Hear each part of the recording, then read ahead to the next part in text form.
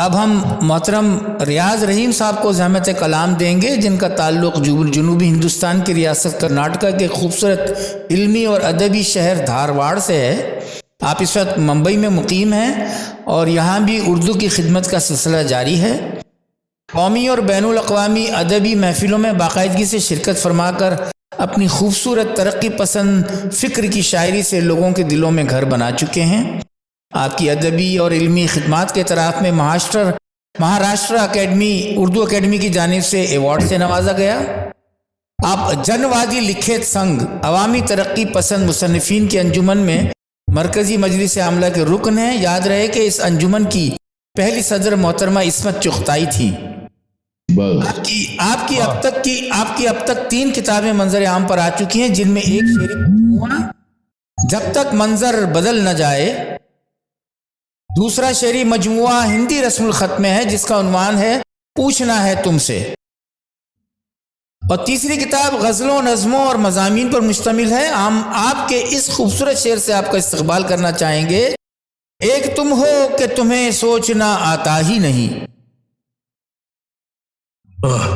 ایک تم ہو کہ تمہیں سوچنا آتا ہی نہیں، ایک ہم ہیں کہ بہت سوچ کے نقصان میں ہیں۔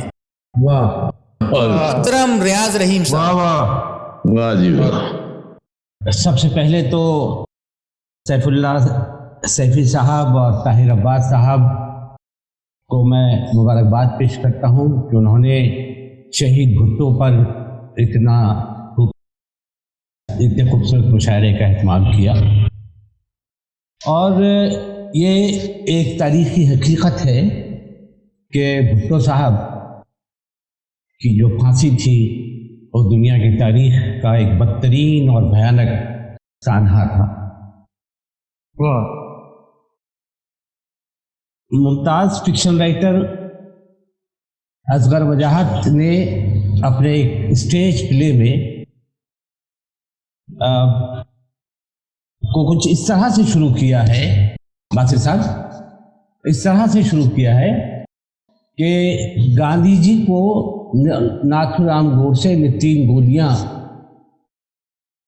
چلائی تھی ناتھو رام گوڈسے پر، اس کے باوجود وہ بچ گئے تھے۔ اسٹیج پلے کا حصہ ہے، بچ گئے تھے۔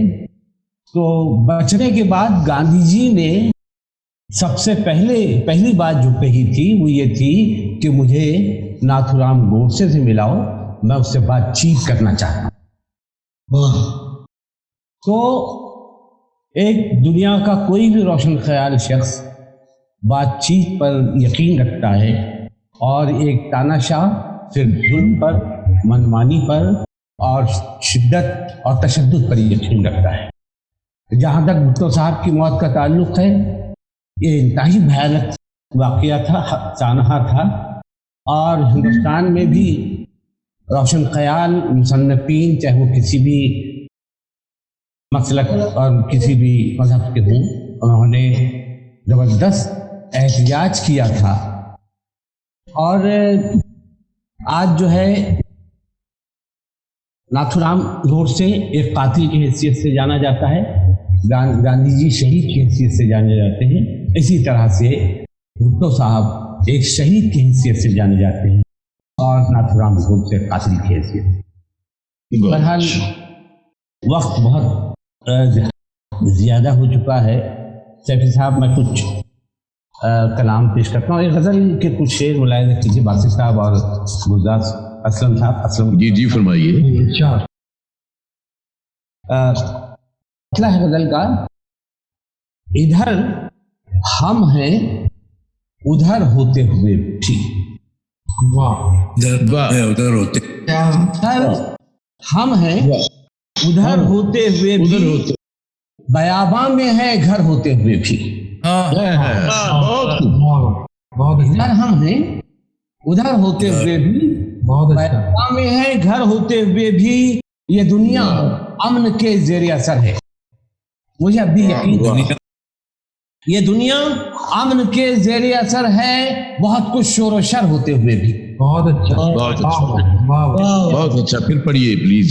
یہ دنیا امن کے زیر اثر ہے، بہت کچھ شور و شر ہوتے ہوئے بھی، नजर रखते हैं उसकी हर अदा पर, नजर रखते हैं उसकी हर अदा पर, बज़ाहिर बेखबर होते हुए भी। बहुत अच्छा, कभी साहब बहुत अच्छा। जी जी नजर रखते हैं उसकी हर अदा पर, बज़ाहिर बहुत बेखबर होते हुए भी मेरे ही घर में रहना चाहती है, मेरे ही घर में रहना चाहती है, मोहब्बत दर बदर होते हुए भी। बहुत अच्छा, बहुत क्या कह रहे हैं, क्या कह रहे हैं? देखिए, शायरी जिसकी बुनियाद रोशन ख्याली पर होती है, वो वही शायरी जो है वाकई में बहुत ज़रूरी है। और मेरी अपनी छोटी सी कोशिश तो है, नज़र मेरे ही घर में रहना चाहती है, मेरे ही घर में रहना चाहती है, मोहब्बत दर बदर होते हुए भी हमारे जख्म क्यों अब तक हरे हैं, हमारे जख्म क्यों अब तक हरे हैं, हमारे चारागर होते हुए भी। बहुत अच्छा। हमारे जख्म क्यों अब तक हरे हैं, हमारे चारागर होते हुए भी। जमी का जायजा ले रहा हूँ, जमी का जायजा भी ले रहा हूँ, सितारों पर नजर होते हुए भी। बहुत खूब। जमी का जायजा भी ले रहा हूँ, सितारों पर नजर होते हुए भी। मुरव्वत के असर में है ये दुनिया, मोहब्बत में असर होते हुए भी। बहुत खूब, बहुत खूब। शुक्रिया।